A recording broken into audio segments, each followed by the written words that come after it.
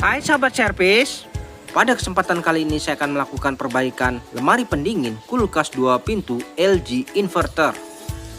Untuk kerusakan dari kulkas ini di bagian ruang refrigerator. Di sini saya raba di bagian raknya tidak begitu dingin. Untuk pengaturan suhu bisa kita lihat di sini kondisinya sudah di posisi maksimal. Namun tidak bisa mengawetkan bahan-bahan yang ada di ruang refrigerator ini. Sehingga bahan-bahan makanan yang ada di ruang refrigerator ini menjadi rusak. Oke. Di sini saya amati memang kurang dingin ya. Untuk modelnya di sini bisa kita lihat yaitu GN B252 SLCL. Arusnya di 1,2 ampere menggunakan refrigerant R600A.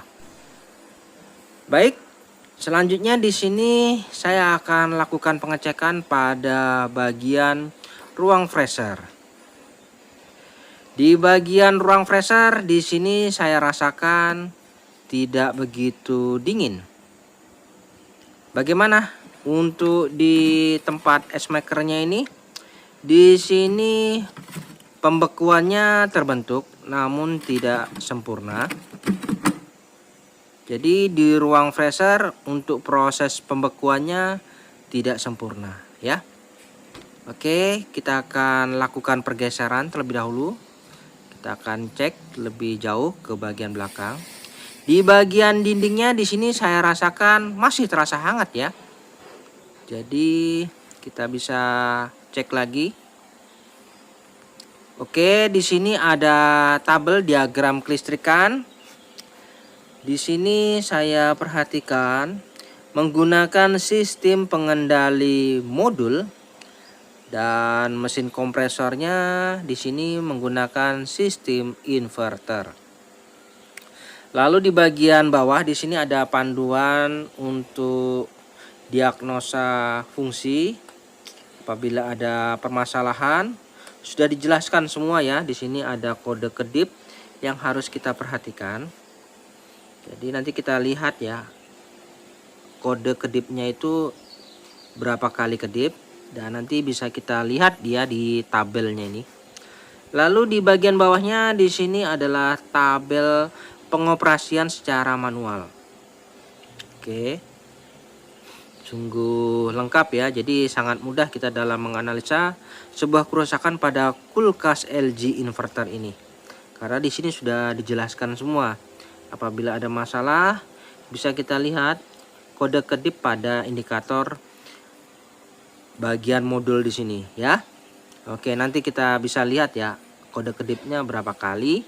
Nanti bisa kita lihat di tabelnya dan kita akan mengetahui di mana kerusakannya. Untuk mesin kompresornya di sini menggunakan BMG 089 NHMV yang kategorinya adalah 1/4 PK ya. Oke, mesin kompresornya 1/4 PK. Mesin kompresor mantap, bekerja tidak ada masalah. Di sini saya cek untuk penampungan air di sini nampak sedikit basah. Jadi tidak maksimal ini proses defrostnya. Baik, langsung saja kita menuju ke bagian pengendali modul. Di sini ada beberapa skrup yang harus kita lepas terlebih dahulu untuk melihat. Oke, kita akan lihat ya apa yang terjadi pada bagian rangkaian modulnya ini. Apakah ada permasalahan? Kita lihat dari kode kedipnya. Nah, inilah bentuk dari modul pengendali untuk kulkas LG inverter. Di sebelah kanan bisa kita lihat ada kode kedip lampu indikator. Di situ bisa kita hitung ya berapa kali kedip. Oke, setelah saya hitung di sini terdapat kurang lebih 6 kali kedip ya. Jadi untuk kode kedipnya ini kita hitung ya berapa kali kedip Dan nanti bisa kita lihat di tabel diagnosa pada fungsinya itu. Untuk kode kedip 6 kali itu permasalahannya di mana ya. Oke ya, jelas. Kita lihat dari tabel diagnosa fungsinya ini. Untuk kode kedip sebanyak 6 kali kedip, bisa kita cari di sini 6 kali kedip paling bawah ini. Nah ini ya. Kipas freezer terkunci atau terbuka, artinya untuk fan pada ruang freezernya ini terkunci ya, stop atau mungkin terlepas. Nah itu ya, jadi kita fokusnya di bagian ruang freezer. Jadi permasalahannya di ruang freezer itu ada permasalahan karena fan-nya itu terkunci. Lalu di sini saya akan keluarkan bahan-bahan yang ada di ruang freezer. Saya ingin membuka bagian cupnya.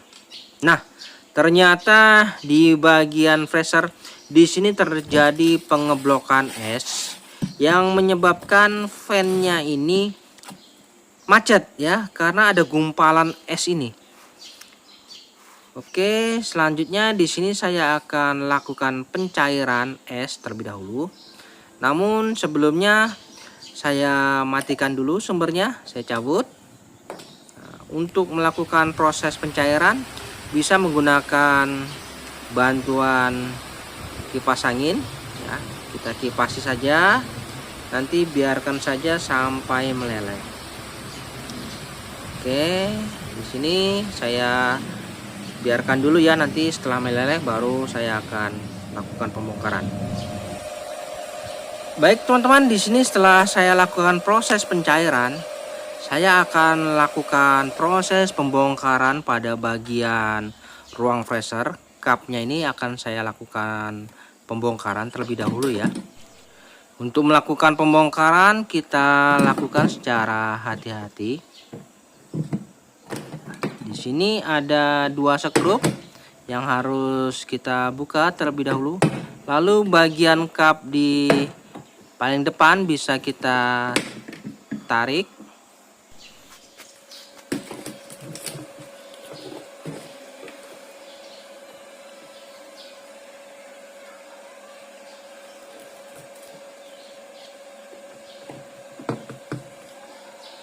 Oke, selanjutnya di sini saya akan lakukan pengetesan bagaimana kinerja fan-nya ini, apakah normal. Untuk melakukan proses pengetesan, yang mana di bagian modul pengendali terdapat switch, nantinya kita bisa tekan. Sebelumnya kita cek di penampungan air, di sini terdapat genangan air ya, artinya mantap ya, untuk sirkulasi pembuangannya lancar. Jadi untuk melakukan pengetesan, di situ ada tombol switch, kita tekan sekali, nanti akan aktif ya. Oke, saya berikan sumber terlebih dahulu. Kemudian setelah itu baru bisa kita tekan switch. Dan setelah kita tekan switch, di sini tombol indikatornya berkedip-kedip. Kita tunggu sejenak. Untuk mesin kompresor pastikan aktif. Oke, di sini mesin kompresor sudah aktif ya. Mari kita lihat lagi di ruang freezer, apakah kinerja dari motor fan-nya ini berfungsi. Mari kita cek terlebih dahulu. Untuk ruang refrigerator, lampu penerangannya aktif. Kemudian di ruang freezer, untuk kinerja motor fan-nya juga berfungsi.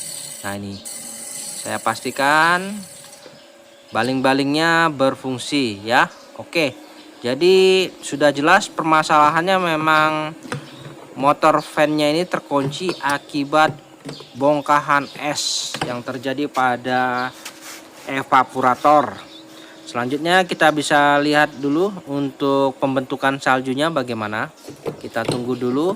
Dalam beberapa menit nanti kita lihat ya, apakah evaporatornya ini saljunya normal atau tidak. Baik teman-teman, setelah saya lakukan pengetesan kurang lebih beberapa menit, di sini saya akan cek bagaimana kondisi salju pada evaporatornya. Oke, untuk salju di evaporatornya, proses pembentukan saljunya di sini nampak kurang sempurna, ya. Oke, hanya satu garis evaporator saja yang terbentuk. Jadi di sini dapat disimpulkan bahwa kemungkinan terjadi kebocoran pada sistem atau mungkin sirkulasi freon yang tidak lancar, sehingga di ruang freezer ini tidak bisa maksimal proses pembekuannya. Jadi sudah dapat kesimpulannya. Selanjutnya di sini saya akan lakukan modifikasi terlebih dahulu dengan menggunakan sistem pengendali timer. Saya cabut dulu sumbernya. Untuk mengatasi permasalahan ini, saya akan lakukan modif saja terlebih dahulu untuk memastikan. Di sini saya menggunakan timer, defrost timer. Ini adalah defrost timer sistem 13 yang saya gunakan untuk melakukan proses defrostnya. Lalu di sini saya siapkan juga bimetal defrost. Jadi ada dua komponen yang saya perlukan untuk melakukan modifikasi kulkas inverter ini menggunakan sistem timer. Dan proses pemasangannya cukup mudah. Di sini saya pasang terlebih dahulu untuk bimetal defrostnya.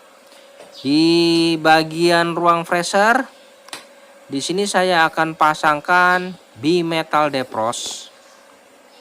Untuk proses pemasangannya cukup mudah. Oke, jadi saya akan lakukan modif terlebih dahulu dan nanti kita lihat hasilnya. Apakah bisa mengatasi permasalahan kerusakan kulkas seperti ini. Di bagian pengkabelan, di sini kita cek dan kita cari untuk sistem defrostnya. Di sini menggunakan termistor untuk kulkas jenis inverter ini. Di bagian evaporator, di sini terdapat termistor. Bisa kita buka terlebih dahulu. Nah, ini yang kabel oranye ini adalah kabel termistornya. Nah, ini ya, ini adalah termistor dan fuse menjadi satu. Kita hanya ambil yang bagian termistornya saja ini. Oke, untuk termistornya di sini saya potong. Saya akan gantikan perannya termistor ini menjadi bimetal defrost. Oke, selanjutnya saya akan sambungkan bimetal defrost yang baru untuk menggantikan perannya termistor. Selanjutnya setelah kita sambung, tinggal kita isolasi dan letakkan pada posisi semula bimetal defrost ini. Oke, selanjutnya di sini untuk termistor kita jangan tinggal atau buang. Kita harus pasang kembali termistor ini pada hubungannya di bagian pengendali modul, karena untuk termistor ini apabila tidak dipasang maka modul akan error. Jadi caranya di sini saya pisahkan antara termistor dengan fuse ini. Saya akan ambil termistornya saja.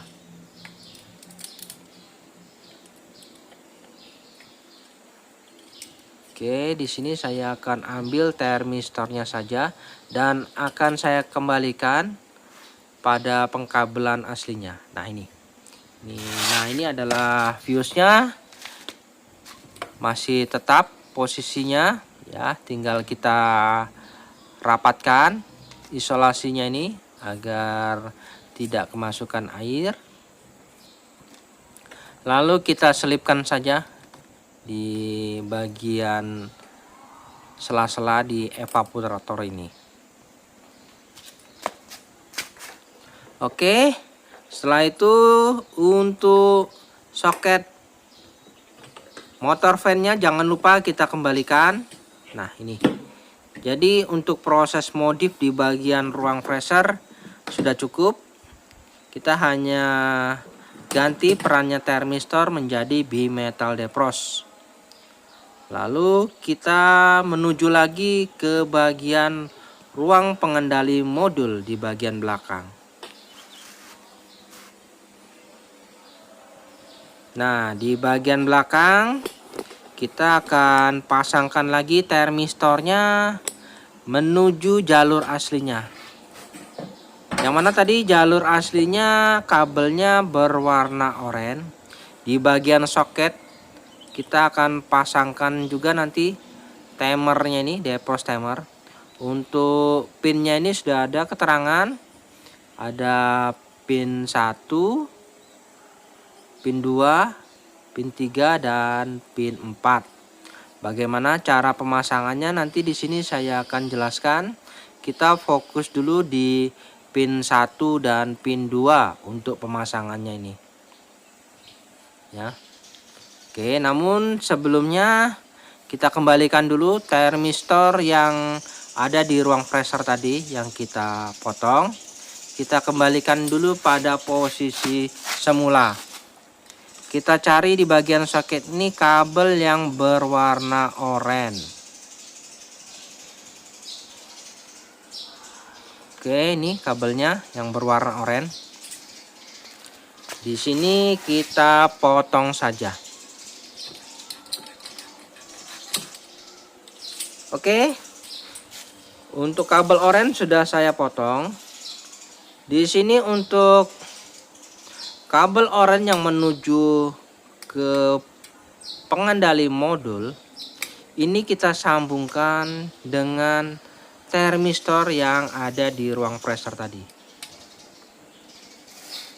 Jadi termistornya kita kembalikan ya ke posisi semula. Tujuannya agar kinerja modul ini tidak error karena tidak ada termisnya. Jadi dengan dikembalikan termistor ini pada modul, maka modul ini akan tetap berfungsi normal.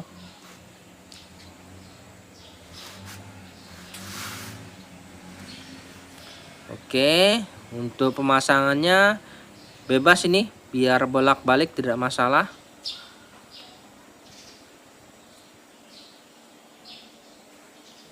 Nah ini, untuk termistornya sudah kembali ke posisi pengkabelan.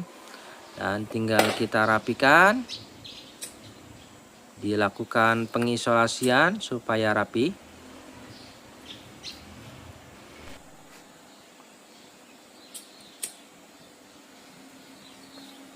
Oke, tahap pertama untuk pemasangan bimetal defrost dan pengembalian termistor sudah kita lakukan. Selanjutnya kita menuju ke kabel oranye yang menuju ke ruang freezer. Nah ini kabel oranye ini yang menuju ke ruang freezer, yang mana sudah kita pasangkan tadi bimetal defrost. Nah ini ya. Jadi ini adalah kabel yang menuju ke bimetal defrost. Kita akan pasang pada defrost timer, yang mana kita fokus dulu di pin 1 dan pin 2. Kita akan sambungkan kabel bimetal defrost ini. Oke, namun sebelumnya di bagian soket paling bawah di sini ada kabel yang berwarna merah, kuning dan oranye. Ini adalah jalur heater ya. Jadi di sini heaternya ada yang menggunakan 3 heater dan ada yang menggunakan 2 heater. Di sini apabila teman-teman merasa yakin kabel mana saja yang ada headernya, bisa langsung disambungkan. Namun apabila kurang yakin, kita bisa cari amannya saja. 3 kabel ini kita potong saja, ya. Jadi anggap saja 3 kabel ini headernya, dan ini kita jadikan satu. Lalu kita gabungkan juga dengan kabel oren kecil yang menuju ke bimetal depros ke pin nomor 1 pada timer. Oke, jadi seperti ini ya. 3 kabel header ini kita jadikan satu. Lalu kita gabungkan juga kabel oren kecil yang menuju ke bimetal depros ini dengan 3 kabel header tadi. Nah, seperti ini ya. Jadi ada 4 kabel, kita jadikan satu.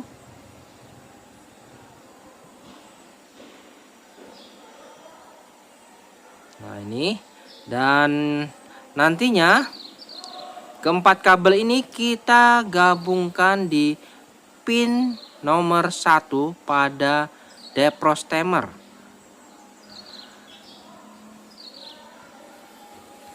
Oke, ini ya. Kita pastikan di pin nomor 1.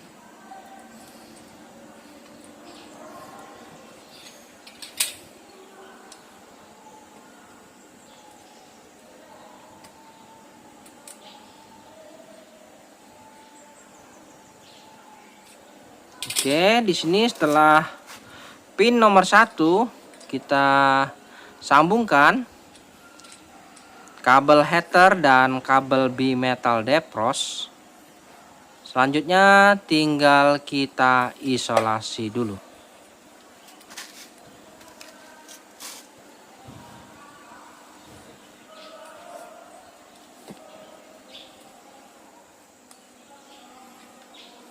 Oke, setelah itu kita lanjut lagi ke pin nomor 2.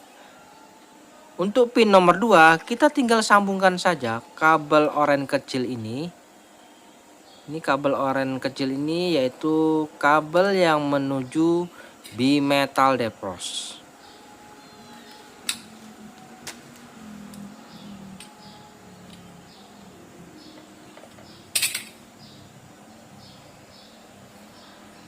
Oke, di sini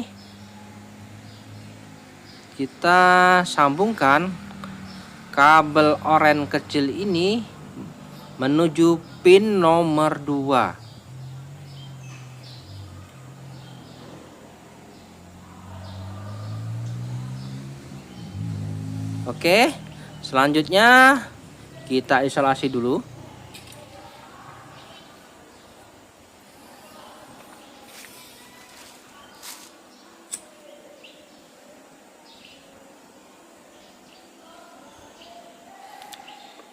Untuk pin 1 dan pin 2 sudah terkoneksi. Selanjutnya bagaimana dengan pin 3 dan pin 4? Untuk pin 3 dan pin 4 ini caranya kita lihat ya di bagian sumber masuk ya, input masuknya dari PLN. Itu kita pilih yang mana fasenya. Untuk biru ini adalah netral, sedangkan coklat ini adalah fasenya.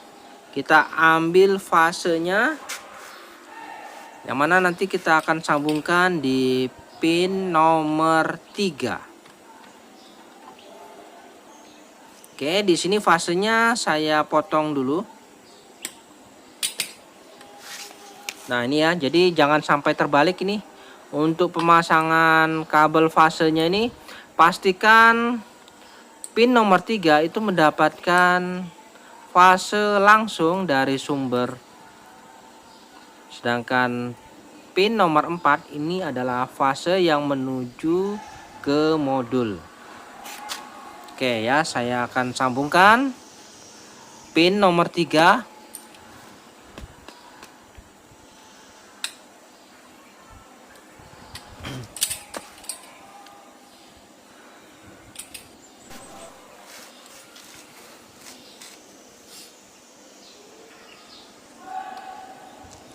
Nah, ini untuk pin nomor 3, pastikan mendapatkan sumber langsung dari listrik. Di sini tidak boleh terbalik. Apabila terbalik maka kinerja dari timer ini tidak akan berfungsi. Oke, selanjutnya kita isolasi dulu.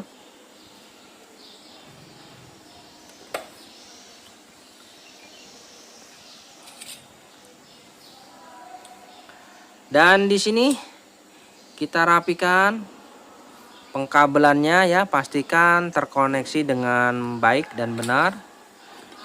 Oke, untuk pin nomor 3 sudah, pin nomor 2 sudah, pin nomor 1 sudah. Ini ya, pin nomor 1, 2, 3 sudah. Selanjutnya kita lanjut ke pin nomor 4. Untuk pin nomor 4 tinggal kita sambungkan, yaitu kabel fase yang menuju ke modul.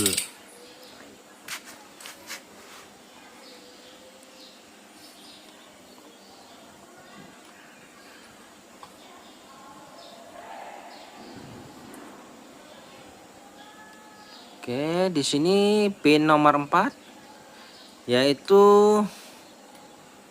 jalur yang menuju ke modul pengendalinya ini.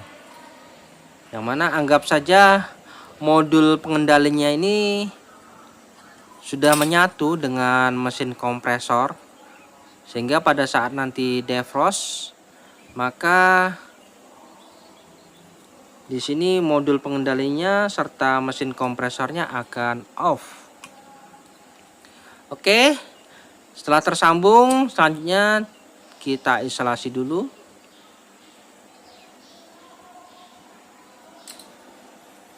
Dan setelah itu seperti ini hasilnya ya, sudah terkoneksi semua. Pastikan sudah benar, tidak ada yang salah. Tinggal kita rapikan saja ya. Mantap.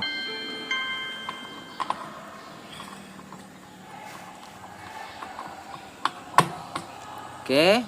Di sini untuk peletakan timer bebas saja ya. Yang penting ada posisi yang cukup, nanti apabila kita tutup tidak mengganggu. Nah, di sini mungkin apabila ada yang kurang pas bisa kita benerin posisinya. Lalu di ruang freezer di sini tidak ada lagi yang perlu kita lakukan modifikasi, tinggal kita tutup saja cupnya ini. Pastikan untuk motor fan soketnya sudah terpasang, tinggal kita tutup, lalu aksesoris yang ada kita kembalikan semua ya. Di sini bahan-bahan makanan juga akan saya kembalikan. Oke, saya rasa begitu saja. Tinggal nanti kita akan rapikan dan kita lakukan pengetesan. Baik teman-teman, di sini setelah saya lakukan proses modifikasi, tinggal saya rapikan saja. Untuk penempatan defrost timer bebas saja.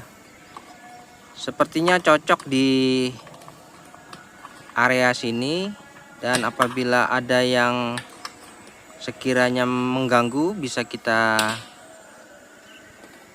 singkirkan. Ya, di sini memang ada sebagian plastik ini yang mengganggu, jadi bisa kita singkirkan agar penempatan defrost timer ini tepat ya, tidak menghalangi nanti pada saat kita lakukan penutupan.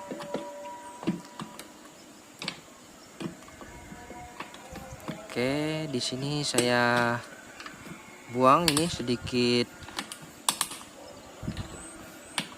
plastik pengait pada bagian cupnya ini. Lalu untuk defrost timer saya letakkan di sini. Saya rasa sudah cukup ya. Dan ini sudah pas posisinya begini. Tinggal pengkabelannya saja dirapikan. Dan kita lakukan penutupan. Di sini tidak mengganjal, jadi saya rasa sudah cukup. Oke, seperti ini. Jadi nanti saya akan lakukan pengetesan bagaimana hasilnya. Oke, seperti ini ya. Tinggal dilakukan penutupan pada kap bagian modul pengendali. Di sini saatnya saya akan lakukan pengetesan terlebih dahulu. Mana di sini saya akan berikan sumber. Kita hidupkan dulu ya untuk unit kulkasnya ini. Dan kita tunggu dalam beberapa menit. Pastikan mesin kompresor aktif. Oke, mesin kompresor sudah aktif, mantap ya. Selanjutnya tinggal kita lihat di bagian ruang refrigerator maupun ruang freezernya bagaimana.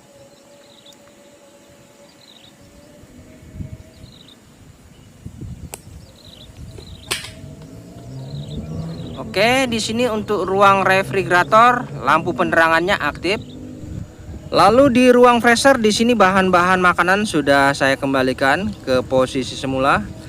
Dan di sini saya lakukan pengetesan untuk kemasan air mineral. Di sini saya akan pastikan apakah membeku ya dalam waktu 1 hari. Di sini saya lakukan pengetesan terlebih dahulu untuk melihat hasilnya bagaimana dalam 1 hari kemudian. Baik teman-teman, setelah 1 hari kemudian di sini saya lakukan pengecekan kembali bagaimana hasilnya.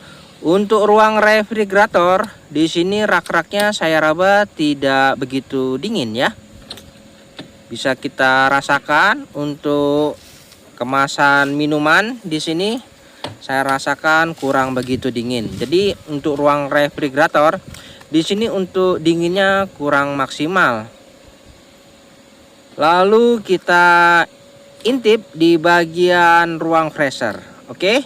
Untuk ruang freezer di sini kurang begitu dingin. Nampak dari air kemasan yang kita tes, di sini pembekuannya tidak sempurna ya. Oke, jadi kurang dingin memang. Lalu di kemasan es traynya ini di sini pembekuannya memang terbentuk. Jadi masalahnya di ruang freezer di sini untuk proses pembekuannya tidak begitu sempurna. Nah, ya. Jadi memang ada permasalahan di proses pembekuan. Jadi saya akan intip, saya keluarkan dulu ya bahan-bahan yang ada di ruang freezer ini.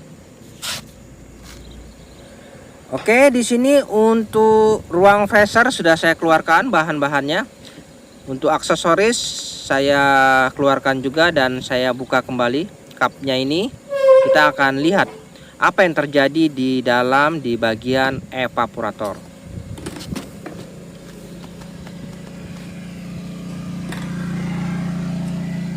Oke, apakah terjadi pengeblokan atau bagaimana? Di sini untuk saljunya tidak begitu nampak, terlihat seperti asal. Kinerja fan di sini berfungsi dengan baik. Selanjutnya di sini saya akan lihat ya di belakang cupnya ini apakah terjadi gumpalan es. Oke, di sini untuk cupnya sudah terbuka dan bisa kita lihat ya. Nampak jelas permasalahannya seperti ini. Jadi untuk proses pembentukan saljunya hanya 1 baris sehingga tidak bisa maksimal untuk melakukan proses pembekuan di ruang freezer. Jadi seperti ini. Ini adalah indikasi kebocoran pada sistem atau mungkin ada kebuntuan karena sirkulasi freon yang tidak lancar. Nah, jadi saljunya hanya di bagian atas saja dan proses defrost itu gagal menyebabkan terjadi pengeblokan sehingga fan-nya terkunci. Nah, seperti itu ya kasusnya. Jadi setelah saya modif tidak terjadi pengeblokan, namun seperti ini ternyata kerusakannya. Oke, jadi sudah dapat kesimpulannya bahwa terjadi masalah pada sirkulasi freon atau mungkin ada gejala kebocoran pada sistem. Jadi untuk kasus seperti ini, untuk sistem defrostnya sudah normal karena tidak terjadi pengeblokan. Tinggal dilakukan perbaikan pada sistem pendinginnya. Oke, saya kembalikan dulu untuk semua bahan-bahan yang ada di ruang freezer. Kita beralih ke bagian ruang mesin pendingin. Untuk sirkulasi pembuangan air di sini nampak lancar ya. Jadi sistem defrostnya sudah stabil ya, mantap. Karena sudah kita modif menggunakan sistem timer. Nah, jadi kita tinggal mencari apakah ada kebocoran di kisaran area pipa-pipa penampungannya ini. Di sini kita cek benar-benar ya, apakah ada kebocoran. Namun untuk jenis kulkas LG inverter ini sering sekali terjadi kebocoran di area pipa yang menuju ke filter dryer. Jadi di sini saya akan matikan dulu unit kulkasnya, dan di sini akan terjadi tekanan saat saya matikan. Lalu bisa kita lakukan pengecekan di mana titik kebocorannya ya. Oke, di sini saya mencurigai di area filter dryer karena untuk jenis LG inverter sering sekali terjadi kebocoran di area ini. Jadi kita bisa lakukan pergantian filter dryer atau mungkin kita cari di mana letak kebocorannya. Oke. Di sini saya akan lakukan pengecekan terlebih dahulu. Kira-kira kebocorannya di area mana. Dan nanti akan saya lakukan perbaikan ya di sekitaran sini ya, teman-teman. Di sini saya curiga ada kebocoran halus di area ini. Jadi saya akan lakukan penambalan saja di sini karena ini kebocorannya sangat halus. Sebelumnya saya pastikan dulu apakah terlihat nampak gelembung pada saat saya oleskan busa sabun di area yang saya curigai. Namun di sini untuk tekanan refrigerant R600 itu tekanannya sangat kecil. Jadi kebocoran halus itu tidak begitu nampak ya. Jadi kita bisa lakukan pengisian freon. Namun untuk tempat-tempat yang kita curigai itu bisa kita lakukan penambalan saja. Oke, di sini setelah saya lakukan pengecekan tidak terlihat nampak ya kebocoran yang cukup besar.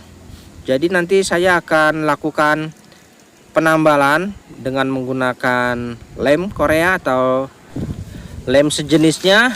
Yang penting tujuannya bisa menutup pori-pori atau kebocoran halus pada bagian yang kita curigai. Jadi di sini bebas ya, mau diganti pipanya boleh, mau dilem saja juga tidak masalah. Karena untuk tekanan R600 ini sangat kecil, jadi dampaknya tidak begitu besar apabila ada kebocoran halus. Oke, saya rasa sudah cukup. Jadi di sini saya akan lakukan pengisian freon ulang dan melakukan penambalan pada bagian yang saya curigai. Di sini di bagian filter dryer terdapat saluran pembuangan udara. Saya akan lakukan pemotongan terlebih dahulu. Oke, di sini saya potong, saya akan keluarkan gas freon yang ada pada sistem.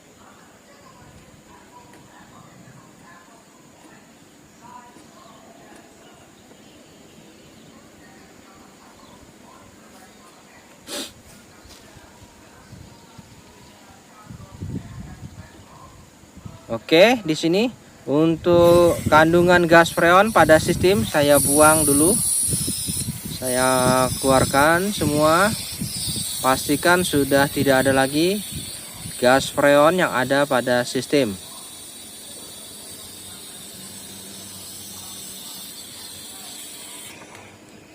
Oke, di sini ya. Di sini kita akan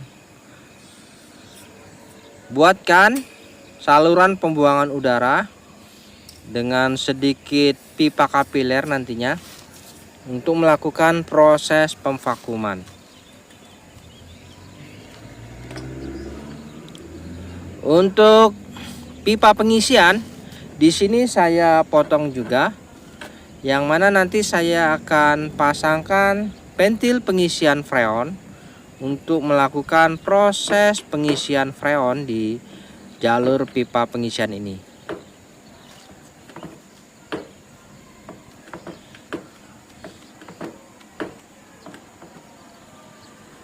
Oke, jadi untuk perbaikan kulkas LG inverter ini, awal permasalahannya yaitu terjadi pengeblokan. Namun pengeblokannya itu tidak menyeluruh ya, hanya sebagian saja di sebelah kiri.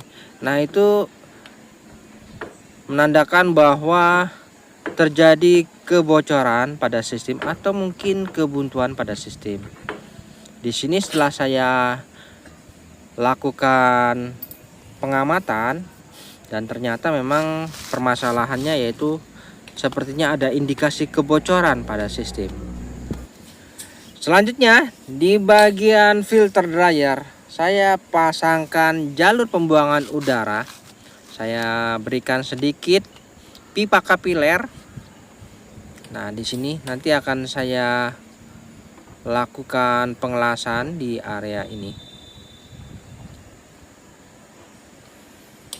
Oke, lalu untuk pentil pengisian saya pasangkan di jalur pipa pengisian. Baik, di sini saya lakukan pemasangan pentil pengisian pada pipa pengisian. Oke, selanjutnya saya lakukan pengelasan terlebih dahulu pada jalur pipa pengisian dan jalur pipa pembuangan udara pada filter dryer. Lakukan proses pengelasan secara hati-hati ya, jangan sampai ada kebocoran. Jadi pastikan untuk proses pengelasannya ini benar-benar merata, tertutup.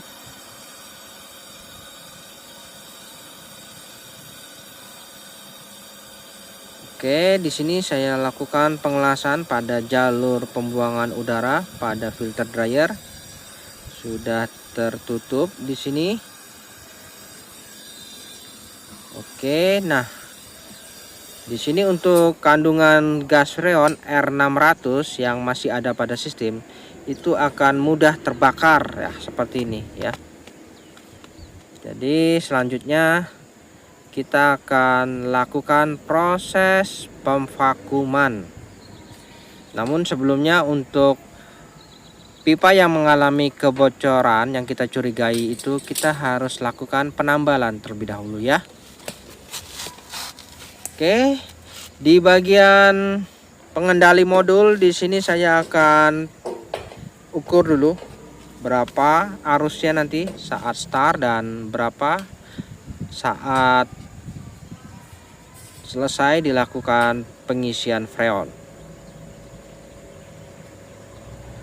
Di sini untuk sistem defrostnya masih menggunakan sistem timer ya, karena sudah saya lakukan modif sistem defrostnya.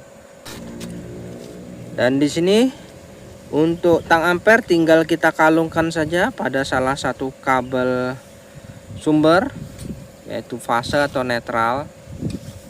Nanti akan terlihat berapa arusnya saat running.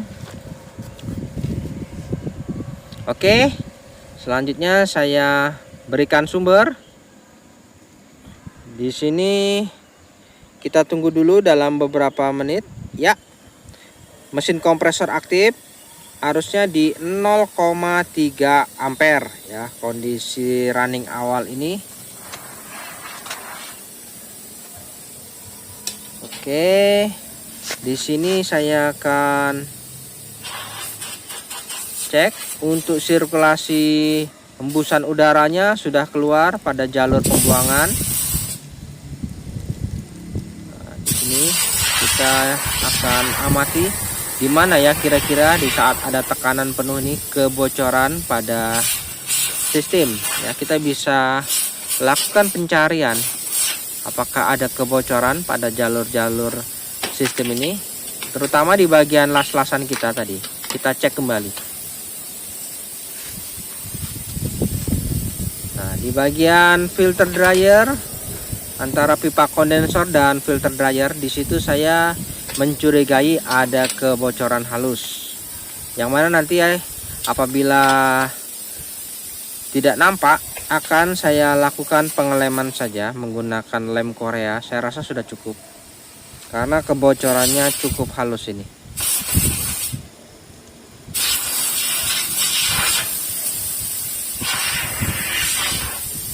Oke, saya rasa sudah cukup untuk pencarian kebocoran. Di sini spuyur pentil pengisian saya pasangkan pada pentil pengisiannya.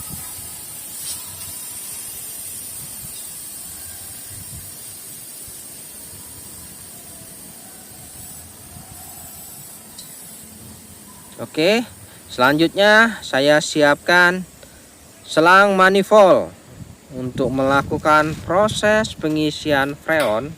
Di sini saya perlukan selang manifold dan saya pasang selang manifold pada pentil pengisian.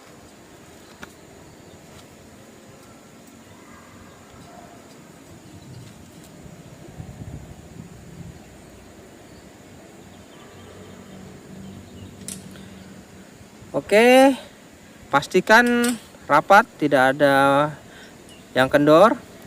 Lalu di sini pastikan keran manifold kita buka dulu ya.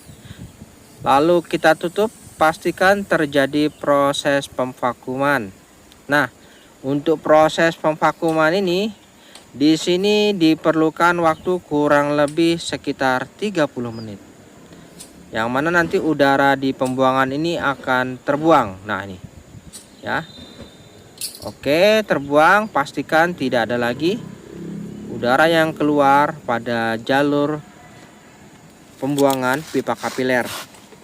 Oke, kita tunggu dulu ya dalam waktu 30 menit. Baik teman-teman, setelah kurang lebih 30 menit kemudian, di sini proses pemvakuman saya rasa sudah cukup. Jarum manifold menunjukkan di minus 30 PSI. Jadi di sini saya rasa sudah cukup.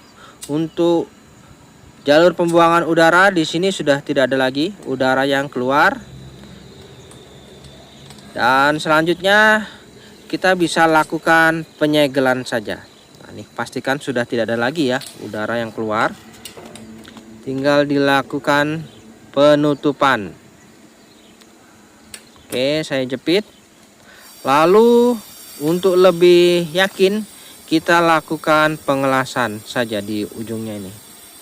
Untuk penutupan jalur di pipa kapiler, pastikan benar-benar tertutup rapat juga di sini. Jangan sampai ada kebocoran. Oke, sudah tertutup. Selanjutnya saya siapkan refrigerant R600A. Nah, ini adalah refrigerant R600A untuk kulkas jenis inverter. Saya pasang selang manifold pada keran freon. Lalu saya buka keran freonnya. Oke, saya buka dulu keran freon. Dan setelah itu di sini sebelum kita melakukan proses pengisian freon, jangan lupa kita buang dulu udara yang terjebak pada selang manifold. Dan setelah yakin tidak ada lagi baru kita bisa melakukan proses pengisian gas freon pada sistem. Untuk melakukan proses pengisian gas freon, kita lakukan secara bertahap ya. Harus di bawah 0 PSI, jangan sampai di atas 0 PSI. Sambil kita pantau arusnya ini. Di sini paling tidak itu sekitar 1 ampere ya, paling tidak. Namun di sini tidak bisa dijadikan patokan. Kita lihat dulu tekanan freonnya ini. Oke, berapa PSI nanti? Di sini tergantung dari kondisi mesin. Apabila mesinnya itu fit, maka di sini cukup rendah tekanannya ya, dan ampernya pun pasti akan kecil. Oke, saat ini menunjukkan di 0,6 ampere. Kita isi lagi.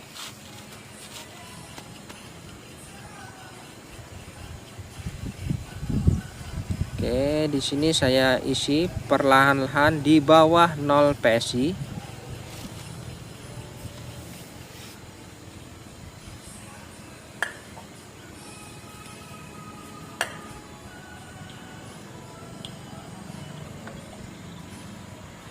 Nah, ini akan turun ya. Biarkan dulu biar stabil.